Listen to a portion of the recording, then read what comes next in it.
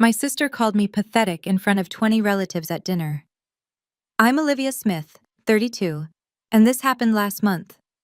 For years, my family treated me like a failure for choosing writing over a real career. Then I inherited $333 million from my Aunt Margaret.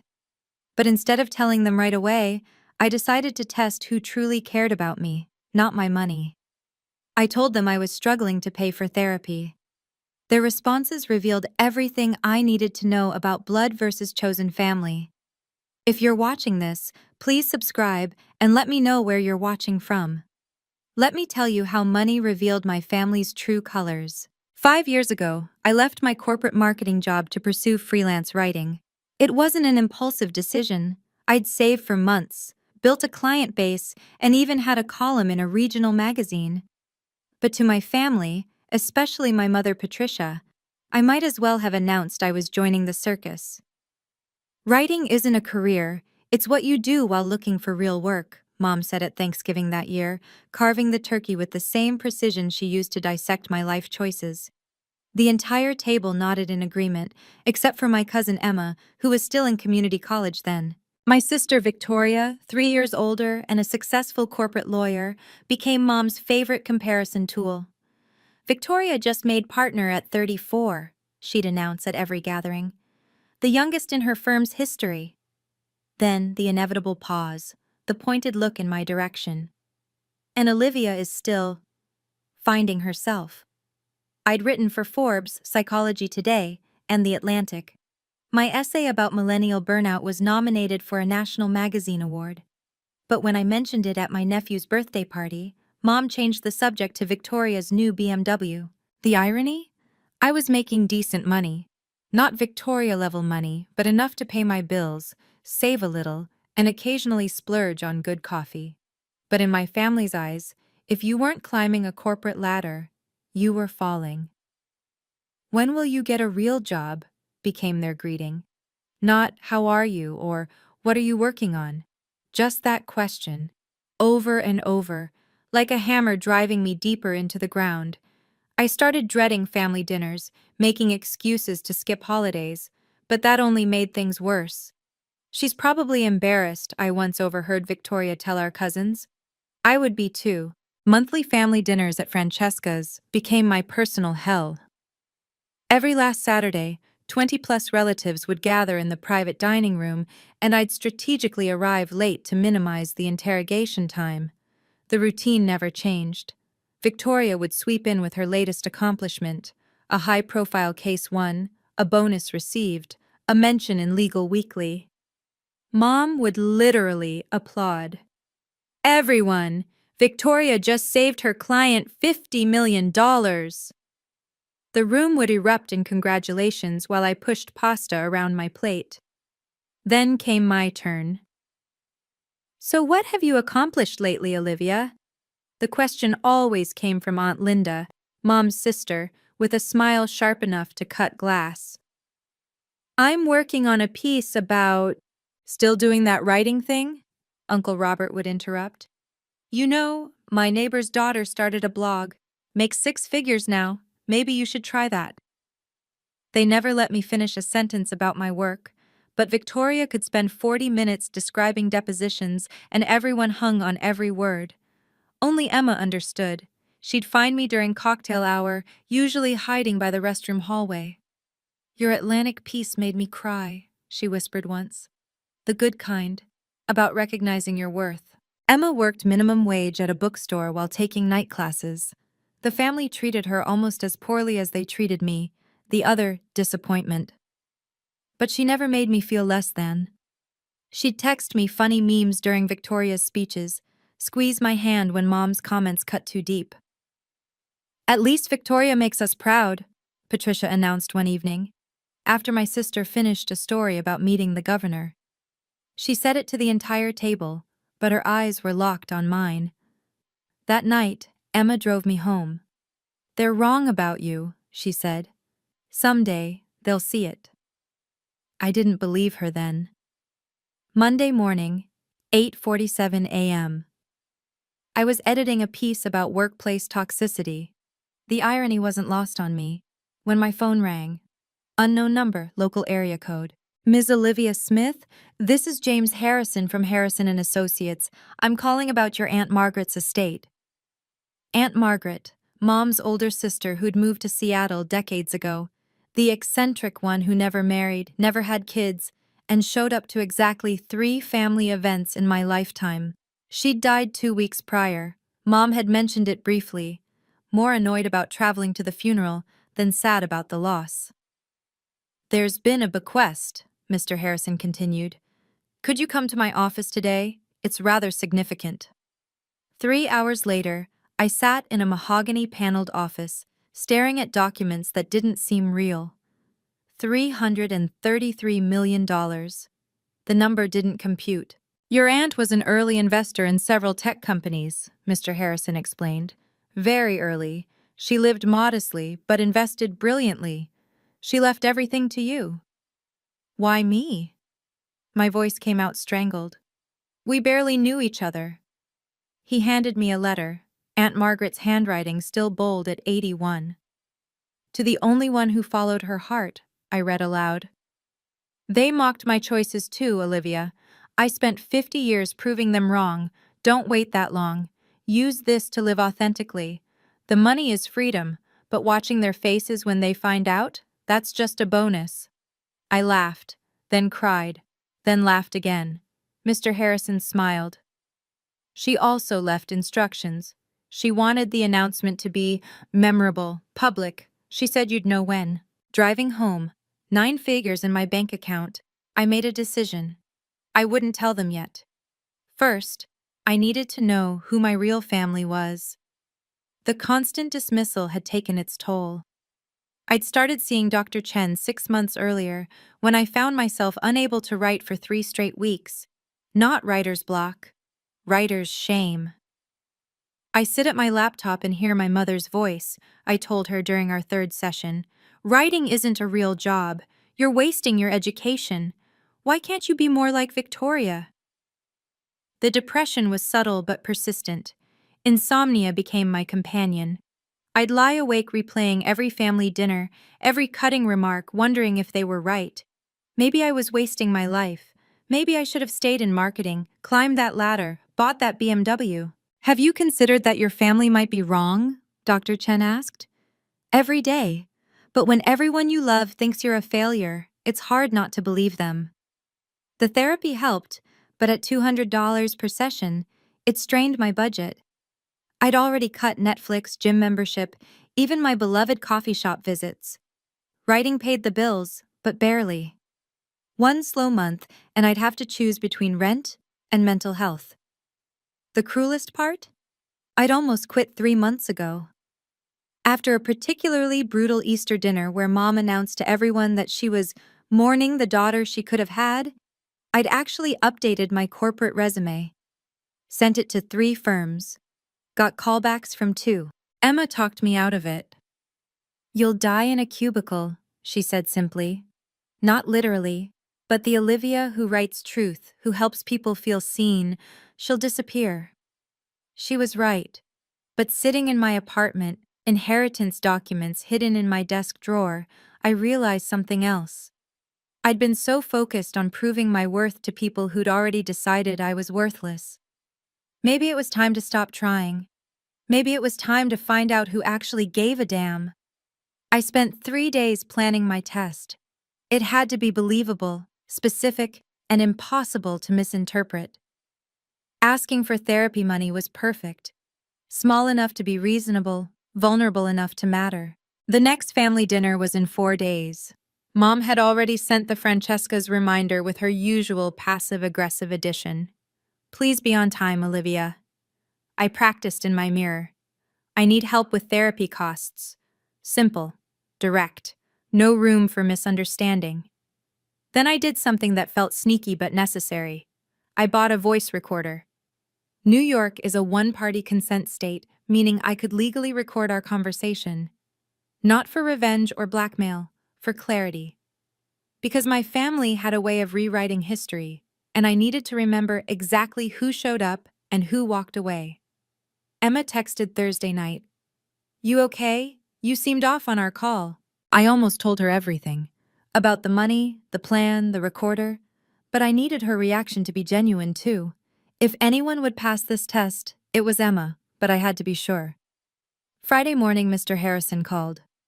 The estate is fully transferred. Also, I'll be attending your mother's birthday party next week. She invited the firm. We've handled your family's smaller legal matters for years. Should I maintain discretion about your inheritance? Yes, but bring the documentation. I might need you to confirm some facts. Your aunt would have loved this, he chuckled. She had a flair for dramatic reveals, too. I looked at my bank balance one more time. $247,892. Then I closed the app and rehearsed my lines again. Tomorrow, I'd find out if my family's love had a price tag, or if it existed at all. The truth was, staying silent would cost me everything that mattered. My therapist had been clear. The chronic stress of family rejection is affecting your physical health. The insomnia was getting worse. I'd developed stress hives that appeared before every family gathering. My writing, the one thing I'd sacrificed everything for, was suffering. Last week, I'd missed a deadline for the first time in 5 years. My editor at Psychology Today was understanding, but I could hear the concern. This isn't like you, Olivia. Is everything okay? Nothing was okay. I couldn't write about authenticity and self-worth while drowning in shame. Every piece felt like a lie. How could I tell readers to set boundaries when I let my family trample mine monthly? The worst part was the ripple effect. I'd started declining opportunities, convinced I wasn't good enough. Turned down a speaking engagement at Columbia. Passed on a book deal because Mom's voice in my head whispered, "Who wants to read what you have to say?"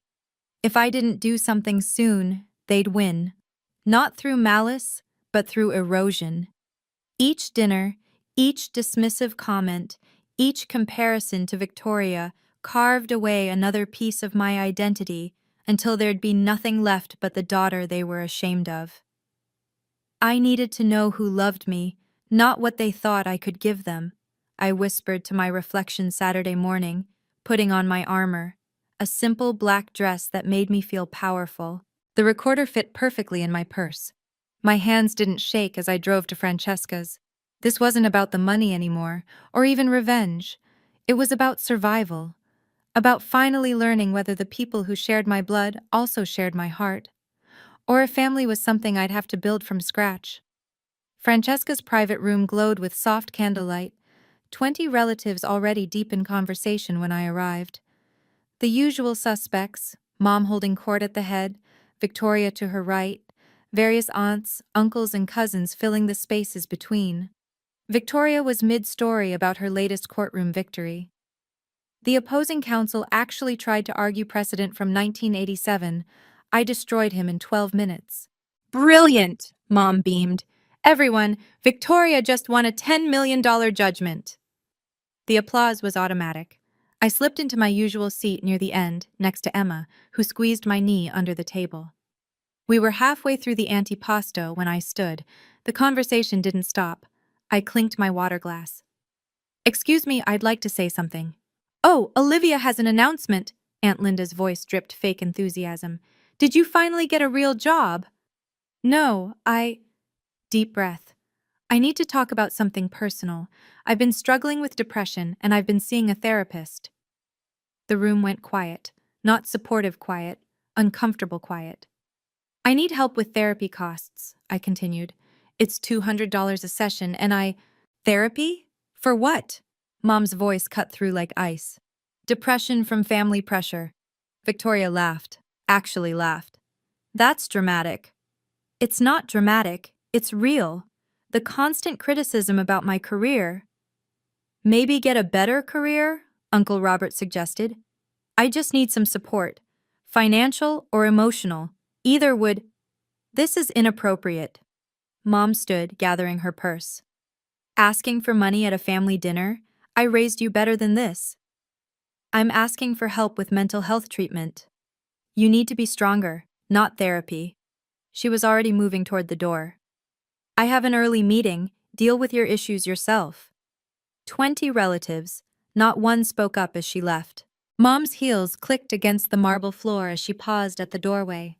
Without turning around, she delivered her final verdict. I have an early meeting. Deal with your issues yourself. The door closed with a soft thud that echoed like thunder. 20 relatives sat frozen, some staring at their plates, others exchanging glances. The silence stretched until Aunt Linda cleared her throat. Well, that was awkward, she muttered, reaching for her wine. I remained standing, watching the door, waiting for something. An apology from the table, maybe, or at least acknowledgement of what just happened. Nothing came. Sit down, Olivia, Victoria said, her voice pitched like she was talking to a child. You're making everyone uncomfortable. Mom just walked out when I asked for help with therapy. Because it was manipulative, Victoria took a sip of her martini.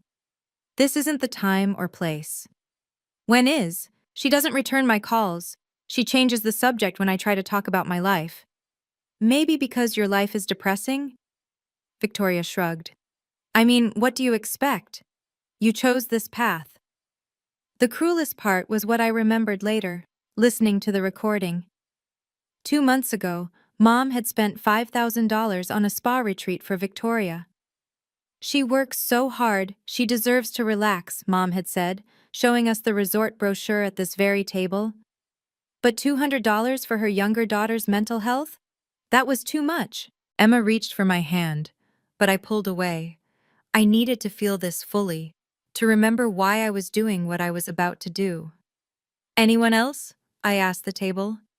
Anyone think maybe Mom's reaction was wrong? Silence. Uncle Robert finally spoke. Your mother knows best, Olivia. Of course she did. She always had. Victoria's laugh started small, then grew until the entire room was watching. She stood, commanding attention like the courtroom was her natural habitat. This is what happens when you waste your education on dreams, she announced, gesturing at me with her martini glass. Everyone, Olivia wants us to fund her therapy because she's sad about her career choices. That's not what Maybe if you had a real job you could afford your own therapy. She turned to the cousins. Did you all know Olivia borrowed $500 from me last year? For rent? I felt my face burn. I paid you back within a month. The point is, you needed it. Victoria was on a roll now, performing for her audience. 32 years old and still acting like a teenager. Mom's right, you need to grow up, not therapy. The cousins chuckled.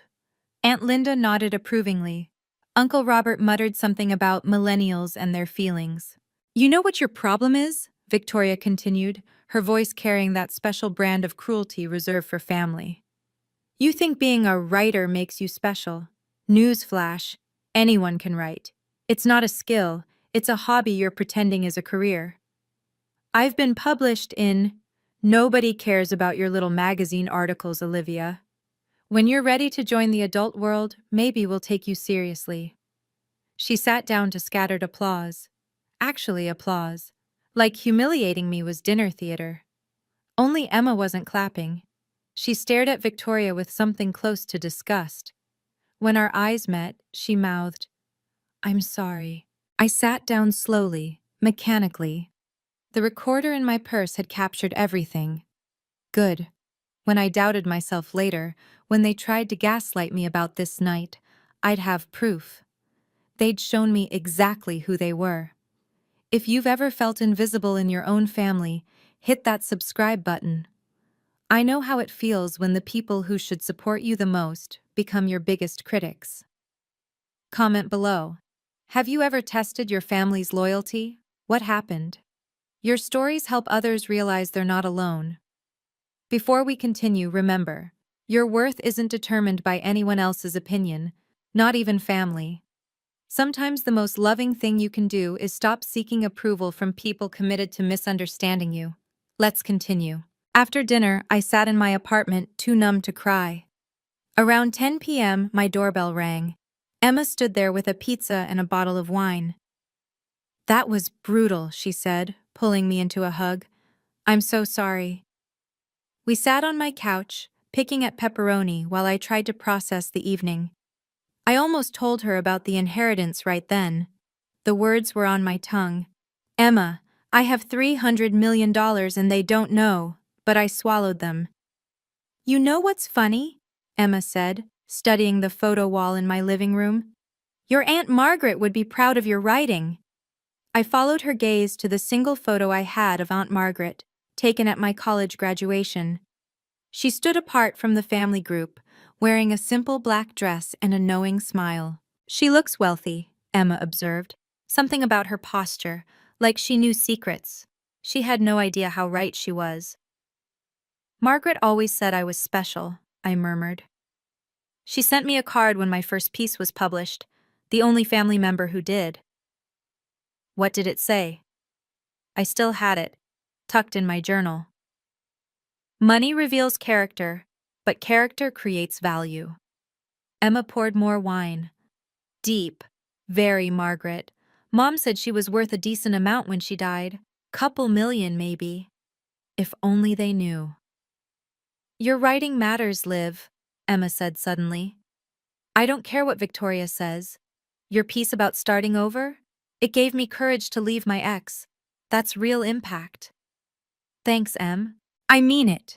And honestly, screw them, the family, not your readers. Your readers see your worth. After she left, I looked at Margaret's photo again. You were right, I whispered. Money does reveal character. Saturday couldn't come fast enough.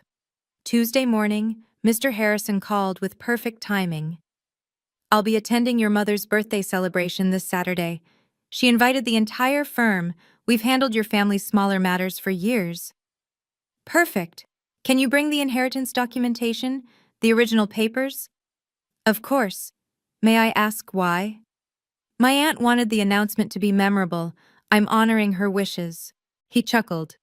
Your aunt specifically mentioned in her private notes that she wanted, and I quote, Patricia's face when she finds out, to be witnessed by as many people as possible. She really didn't like my mother, did she? Let's just say your aunt had opinions about how your mother treated you. Strong opinions. She kept tabs, you know. Had me send someone to a few of your family dinners over the years. The reports were illuminating. She spied on family dinners? Observed. She wanted to be sure she was leaving her fortune to the right person. The will was updated 6 months ago, after a particularly harsh Thanksgiving, I believe. The Thanksgiving where Mom had toasted Victoria's promotion while forgetting to mention my National Magazine Award nomination. Bring everything, I said. Every document. With pleasure. Your aunt would have enjoyed this. I checked my bank account again, still surreal. 333,247,892 Muncie. Then I looked at my outfit for Saturday, a designer dress I'd bought with my first inheritance payment. Nothing flashy, just quietly expensive, the kind of quality Mom would notice and wonder about. I texted Emma. Are you coming to Mom's party? Wouldn't miss it. You okay after last week?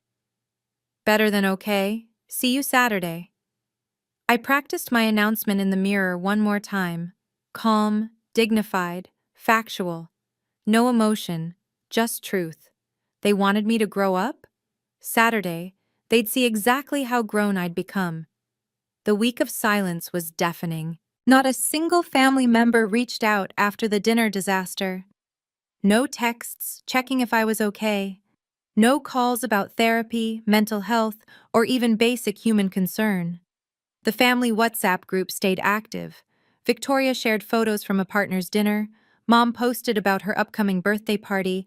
Cousins chatted about vacation plans. It was like I didn't exist. Only Emma texted every day. How are you holding up? Thinking of you. Ignore them. You matter to me. Wednesday, Victoria posted on Facebook. Some people blame everyone else for their problems instead of taking responsibility. Maturity means owning your choices. Hash. Grow up. Hashed. Adulting is hard. 47 likes. Mom commented with applause emojis. I almost responded, almost posted my bank balance in the comments. But no, Saturday would be so much better. Thursday, I went shopping.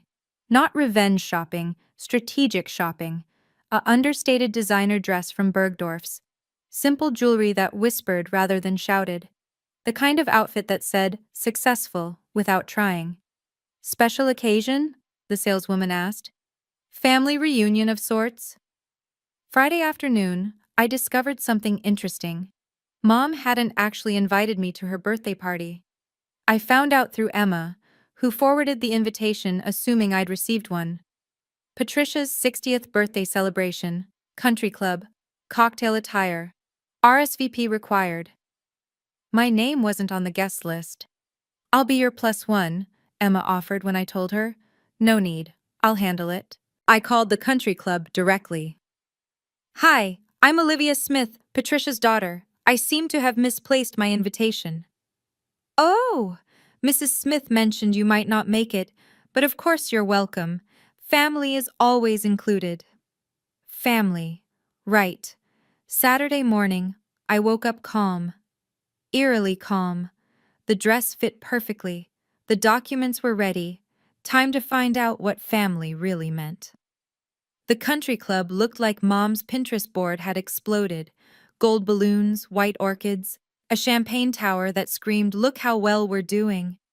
50 guests mingled on the terrace overlooking the golf course. Afternoon sun casting everyone in that perfect golden hour glow. I paused at the entrance, smoothing my dress. The valet who took my keys did a double take at my car, still my old Honda, but detailed to perfection. Let them wonder about the dress, the jewelry. The mystery would make the reveal sweeter. Olivia? Mom's voice carried across the terrace, dripping surprise. Oh, you came. She air-kissed me, her lips barely grazing my cheek. I wasn't sure you'd... Well, after last week's performance. Wouldn't miss your 60th, Mom. Her eyes scanned my outfit, lingering on the dress. I saw the calculation. Designer, definitely, but how? Victoria appeared, champagne in hand, voice pitched to Carrie. She probably needs money again, she said to our cousin Jennifer, loud enough for nearby guests to hear. Why else would she show up after that therapy stunt? Several heads turned. The whisper started. I spotted Mr. Harrison across the terrace, his silver hair unmistakable. He stood with 3 other senior partners from his firm, all invited guests. He caught my eye and nodded, patting the leather briefcase at his side. Olivia! Emma appeared, wrapping me in a genuine hug. You look amazing. That dress. Thanks. I hugged her back, meaning it. You look beautiful too. Is that new? Mom interrupted, gesturing at my outfit. How did you afford... We should find our seats, I said calmly. I heard there are speeches. Mom's eyes narrowed, but she was pulled away by arriving guests. Victoria stage whispered to another cousin. Probably maxed out a credit card. So irresponsible. Perfect. Let them think that. The speeches started after the second champagne pour. Mom's friend Barbara went first, then Uncle Robert, each toast more effusive than the last. Then Mom took the microphone, glowing with attention. Thank you all for celebrating with me. 60 years, and I'm so proud of what our family has accomplished. She raised her glass toward Victoria. My eldest daughter just made partner, the youngest in her firm's history. Applause thundered. Victoria stood, waving like a pageant queen. Such achievements make a mother proud, Mom continued. Success, ambition, drive, these are the values that matter. Someone called out, What about Olivia? Mom's smile tightened. Olivia is finding herself. A pause, perfectly timed. Still, at 32. Nervous laughter rippled through the crowd. Victoria grabbed the microphone. Some of us peak in high school, others are just beginning. She looked directly at me. And some never peak at all. But hey, participation trophies for everyone, right? The laughter was louder this time. Cruel. Remember when Olivia said she'd be a famous writer by 30? Victoria continued, playing to her audience. Now she needs therapy because life is hard. Maybe if she'd chosen a real career. That's enough, Emma said, standing. Oh, Emma, sweet Emma, still defending lost causes? Victoria's smile was razor sharp. Birds of a feather, I suppose. The family disappointments sticking together. I stood slowly, my movement drawing attention. The terrace went quiet. Actually, I said, taking the microphone from Victoria's surprised hand, I have an announcement. Sit down, Mom hissed. It's about Aunt Margaret's estate. The silence was immediate. Nobody knew there was an estate worth mentioning. Mr. Harrison? I called across the terrace. Would you please? The elderly lawyer stood, briefcase in hand, walking toward us with the measured pace of someone about to deliver life-changing news. I have an announcement about Aunt Margaret's estate, I repeated, my voice steady through the microphone. The terrace fell silent except for the distant sound of golf carts. 50 faces turned toward me, confused. Most of them had barely known Margaret existed, let alone that she'd left an estate worth announcing. Estate? Mom's voice cut through. Margaret lived in a one-bedroom condo in Seattle. Actually, Mr. Harrison said, reaching the makeshift stage area, Ms. Margaret Miller maintained several residences. The Seattle condo was merely her registered address. He set his briefcase on a nearby table, the click of the locks echoing in the quiet. I'm James Harrison, senior partner at Harrison & Associates. We've managed the Miller family legal matters for 40 years. What estate? Victoria demanded. She was a retired teacher. Ms. Miller was many things. Mr. Harrison pulled out a thick folder. A teacher, yes. Also an early investor in Microsoft, Amazon, and 12 other companies that became quite profitable. Gasps rippled through the crowd. Mom's face had gone pale. This is ridiculous, she sputtered. Margaret never mentioned. Your sister was an extremely private person, Mrs. Smith. She preferred it that way. Mr. Harrison adjusted his glasses. However, she left very specific instructions about how her estate should be announced, publicly, with witnesses. How much? Someone called out. Mr. Harrison looked at me. I nodded. The last will and testament of Margaret Ann Miller, he began, his lawyer voice carrying across the terrace. Dated 6 months ago, witnessed and notarized according to state law. Victoria grabbed Mom's arm. This can't be happening. The total value of the estate, including properties, investments, and liquid assets. The entire party held its breath. $333 million. Someone dropped a champagne glass. It shattered on the terrace stones.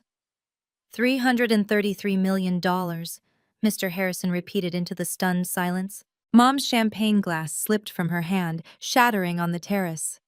Victoria's mouth hung open, her perfectly lined lips forming a silent O. The entire party stood frozen, like someone had hit pause on an elaborate scene.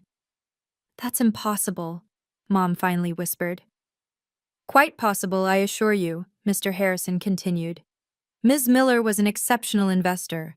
She turned a teacher's pension into a fortune through careful, strategic investments over 40 years. Who gets it? Victoria's voice cracked. Mr. Harrison looked at me, then back at the documents. The sole beneficiary of Margaret Ann Miller's estate is her niece, Olivia Jane Smith. The silence exploded into chaos. What? Victoria shrieked. This can't be legal! Mom stumbled forward. I'm her sister. I'm her blood. The will is ironclad, Mrs. Smith. Your sister was very specific. All eyes turned to me. I stood there calm in my designer dress that suddenly made sense, holding the microphone like a shield. From the corner, Emma started laughing. Not cruel laughter, joy, pure, delighted joy. She was the only one smiling, tears streaming down her face as she clapped slowly, deliberately. You knew? Victoria spun toward me. You knew this whole time? Since Monday, I said quietly. The therapy money. Mom's face went from pale to red. You asked for $200 when you had $333 million, I confirmed. Yes, I wanted to know who cared about me, not my money. Victoria laughed, but it sounded like breaking glass. This can't be real. Mr. Harrison held up the notarized documents. I assure you, Ms. Smith, this is completely real and legally binding. The party stood in stunned silence, watching my family's world restructure itself in real time. This is completely legal and already processed, Mr. Harrison confirmed, his voice cutting through the chaos. The funds have been transferred, the estate is settled. But why her? Mom's voice broke. Why Olivia? Mr. Harrison pulled out another document. Your sister left a letter explaining her decision. May I? I nodded. To my niece who dared to dream, he read, while others chose safety and status, you chose authenticity. While your mother and sister valued appearances over art, you valued truth over comfort. I watched from afar as they belittled your gifts, dismissed your achievements, and tried to break your spirit. They failed. You are the only one who understood that creation matters more than accumulation, that stories matter more than status. This fortune is yours because you already know something they never learned. Real worth isn't measured in dollars. Mom sank into a chair. She watched? What does that mean, she watched? Ms. Miller had me send associates to observe family gatherings, Mr. Harrison explained. She wanted to see how Olivia was treated. The reports were concerning. You spied on us? Victoria's voice went shrill. She documented, Mr. Harrison corrected. Particularly after Olivia won the National Magazine Award nomination, not one family member acknowledged it. That was just some writing thing, Mom started. That writing thing was a prestigious honor. Ms. Miller was appalled by your response, or lack thereof. Why didn't you tell us? Patricia turned to me, tears starting. When I walked out last week. You walked out when I asked for help, I said quietly. $200 for therapy, Mom. You spent $5,000 on Victoria's spa weekend. That's different. How? The question hung in the air. Around us, 50 guests watched the family drama unfold better than any reality show. She saw who I really was, I said, not who you wanted me to be. This is where everything changes.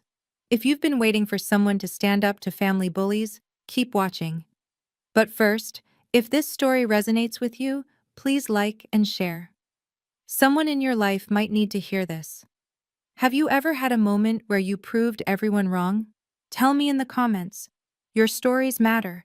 They show others they're not alone in dealing with family who can't see their worth. Now let's see what Olivia does with her power. I took a deep breath, addressing the entire party. I'm setting up a foundation for struggling artists, people whose families don't understand their dreams, who are told they're wasting their lives by creating art. Mom stood up. Olivia, let's discuss this privately. No, you wanted public humiliation? This is public accountability. I turned to Emma. Emma, your college is fully paid, all of it. Your loans, living expenses, everything. Emma burst into tears. Olivia, no, that's too much. It's not enough. You're the only one who saw me, who brought me dinner when everyone else brought judgment. This is insane, Victoria stepped forward. I'm your sister. Yes, and you get nothing. The crowd gasped. Nothing? Victoria's voice cracked. We're family. Family shows up. Family supports. Family doesn't mock your dreams in front of 20 people. I kept my voice steady. Mom, Victoria, you get nothing. Not out of spite, but boundaries. You can't do this, Mom cried. Support is earned, not demanded. I looked at both of them. For 5 years, you've told me I'm worthless, a failure, a disappointment. You've made every family gathering an exercise in humiliation. We were trying to motivate you. You were trying to break me. There's a difference. Uncle Robert stepped forward. Now, Olivia, let's be reasonable. Reasonable? I turned to him. Was it reasonable when you all applauded Victoria for humiliating me last week? Was it reasonable when Mom walked out rather than help with therapy? That's different. It's not. And it never was. I handed the microphone back to the stunned MC. Family isn't about blood, it's about who shows up when you have nothing to offer. Please, Mom whispered. Mom. You taught me to know my worth, I said. 0 according to you. Turns out you were wrong. The terrace erupted into chaos. You can't do this. I'm your sister. Victoria grabbed my arm. I helped you. I loaned you money. $500 that I paid back in 3 weeks. You've mentioned it at every dinner since. I'm your mother. Patricia pushed forward, tears streaming. I raised you. I gave you everything. You gave me criticism, comparison, shame. Never once did you say you were proud of my writing. Because writing isn't. Still?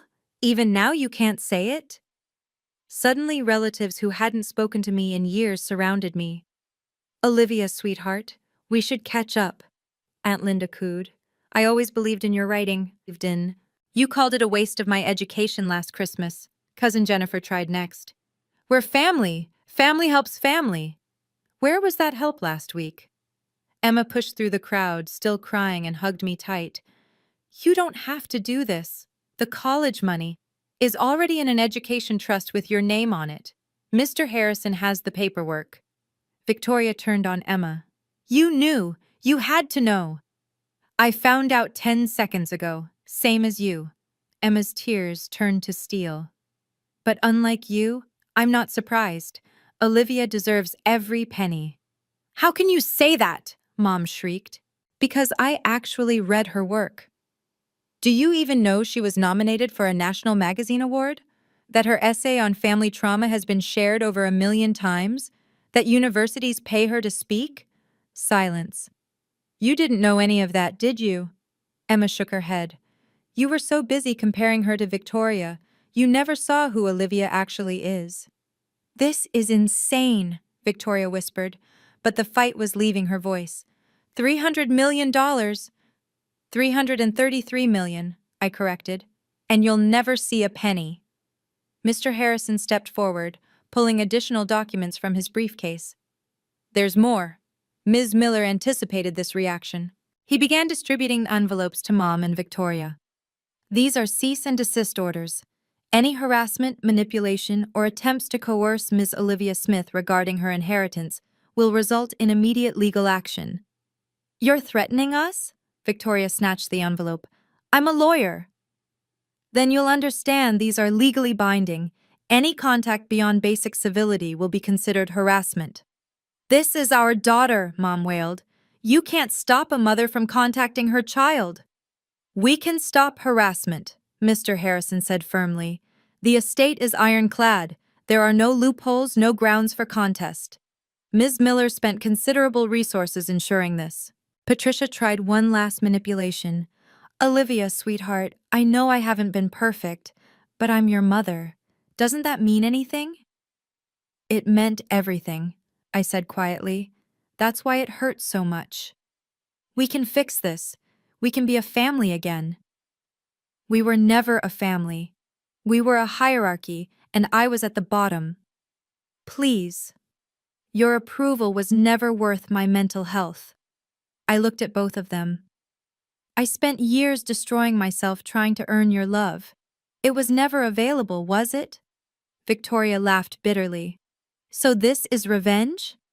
No, this is boundaries, something I should have set years ago. You'll regret this, she hissed. When you're alone with your money, I won't be alone. I'll be with people who loved me when I had nothing. I glanced at Emma. That's the difference between family and relatives. Mr. Harrison closed his briefcase. My firm will handle any necessary communication going forward. Good evening. The party stood frozen, watching the complete dismantling of the Smith family hierarchy in real time. The fallout was immediate and spectacular. Within an hour, the video someone had been recording went viral in our social circle. Victoria's firm saw it by Monday morning. Her carefully cultivated reputation as a composed, professional lawyer shattered when they watched her shriek about money that was never hers. They didn't fire me, she told mutual friends later, but the partnership track is gone. Mom's country club friends devoured the scandal like afternoon tea. The woman who'd spent years bragging about Victoria while dismissing me became the subject of whispered conversations and pointed exclusions. The charity board she'd chaired for a decade requested her resignation.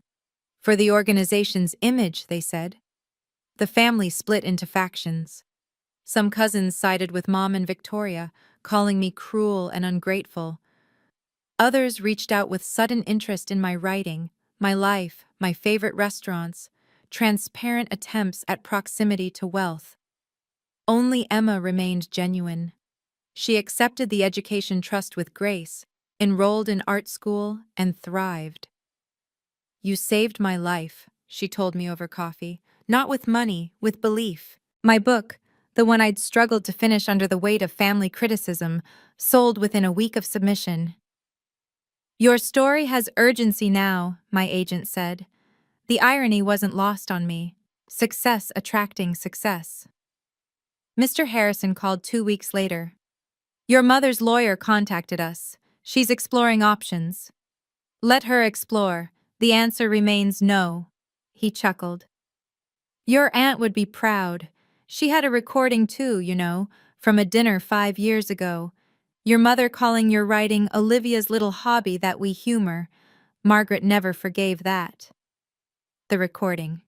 Of course. Margaret had been playing the long game, gathering evidence of who deserved her fortune, just like I had. The reconciliation attempts started 3 weeks after the party. First came the emails. Victoria wrote lengthy apologies I never read. Gmail's preview showed enough. I realize now. And, if you could just understand. They went straight to a folder my lawyer would review.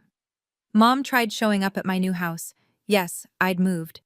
The doorman, briefed by security, politely turned her away. "Ms. Smith isn't receiving unscheduled visitors." "I'm her mother!" echoed through the lobby. "I'm aware, ma'am. Have a nice day." The flying monkeys came next. Aunt Linda called Emma, trying to extract my new address. Uncle Robert emailed about a family investment opportunity. Cousin Jennifer started a Facebook campaign about forgiveness and family values, tagging me in posts I'd never see. I'd blocked them all. "They're getting desperate," Emma told me over lunch at a quiet cafe. "Victoria cornered me at the grocery store. What did she want? To know if you ever ask about them, if you seem sad, if there's any chance you'll change your mind." What did you tell her? The truth. That you're happier than I've ever seen you. That your skin cleared up, you're sleeping again, and you laugh now. Real laughs, not the nervous kind you did at family dinners. It was true. Without the constant criticism, my anxiety had plummeted. My writing flowed. My shoulders no longer lived near my ears. "Victoria cried," Emma added, "said she never meant to hurt you. Impact matters more than intent." That's what I told her. She said that's something you would say. Because it's true. A month later, Mom sent a letter through Mr. Harrison, just 2 lines. "I'm in therapy now. I'm beginning to understand." I kept the letter but didn't respond. Understanding and accountability were different things. Forgiveness didn't mean access, not anymore. The Olivia Smith Foundation for Creative Arts launched 6 weeks after the party. Within the first month, we'd funded 100 struggling artists, writers working minimum wage, painters living in their cars, musicians choosing between rent and instruments. Every application told my story in different words. Family disapproval, financial struggle, the choice between art and approval. "You saved us," one recipient wrote. "Not just with money, with proof that someone who understands made it through." My mental health transformed. Dr. Chen actually smiled during sessions now. "Your entire physiology has changed. You're not carrying your family's judgment in your body anymore." The book hit the New York Times bestseller list in its first week. The title? Blood Isn't Always Family, a memoir of choosing yourself. Victoria probably hated that. Speaking engagements poured in. Universities, conferences, podcasts, everyone wanted to hear about the woman who inherited millions and gave none to toxic family. I donated every speaking fee to the foundation. Emma flourished at art school. Her professors raved about her talent, freed from financial pressure. She sent me her first completed painting, a woman standing in light while shadows reached for her ankles.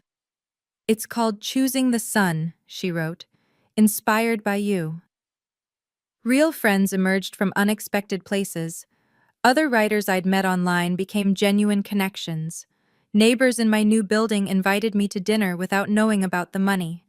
A book club formed around authors who'd been rejected by their families.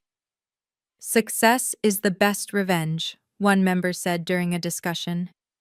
"It's not revenge," I corrected. "Success is just success. Peace is the real prize." And I had it. Finally. Peace without guilt, success without shame, family without blood. 6 months post-party, I realized something. They'd been right. I had been wasting my life. Wasting it on them. 6 months after the birthday party, Emma forwarded me a text from Victoria. "Lost the promotion. Mom's a pariah at the club. We're both in therapy. Hope you're happy." I was, actually. Not about their suffering, but about my peace. Through the family grapevine, Emma learned the details. Victoria's firm had restructured her position after the viral video showed her greed and cruelty. She kept her job, but lost the partner track she'd sacrificed everything for. Mom's social fall was complete. The country club women who'd once envied her successful daughter now whispered about the mother who'd driven away an heiress. She'd been quietly removed from 3 charity boards and the spring gala committee. "The irony," Emma told me over dinner, "is that they're finally doing what you begged for, therapy. Too little, too late." Victoria's therapist apparently told her she has narcissistic tendencies. Mom's working through her own mother's criticism. Generational trauma, the whole thing. Good for them. You don't care? I care that they're getting help. I don't care to be part of their healing journey. A month later, a letter arrived through Mr. Harrison. Mom's handwriting steadier than before. "I understand now. I treated you how my mother treated me. I chose Victoria because she was easier to understand. Your art, your sensitivity, it scared me because I'd buried those parts of myself. I'm sorry. Not asking for forgiveness or access. Just wanted you to know. I see it now. I see you now. Too late, but I see." I kept the letter in a drawer with Aunt Margaret's photo. Growth required accountability, but it didn't require reconciliation. Victoria never wrote. Pride, probably. Or maybe her therapist advised against it. Either way, the silence was golden. Money didn't change people, it revealed them. That's what Aunt Margaret knew when she wrote her will. She'd learned it the hard way, cutting off her own toxic family decades ago. "She went through the same thing," Mr. Harrison told me during our final meeting. "Your grandparents favored your mother because she was conventional. Margaret was the artist, the dreamer. Sound familiar? Why didn't she warn me? Would you have believed her? Or would family loyalty have made you defend them?" He was right. I'd needed to learn it myself, feel the cuts firsthand before I could hold the knife that severed the ties. True family showed up when you had nothing to offer. Emma, bringing pizza and presents. My writing community, celebrating my nomination when my blood family ignored it.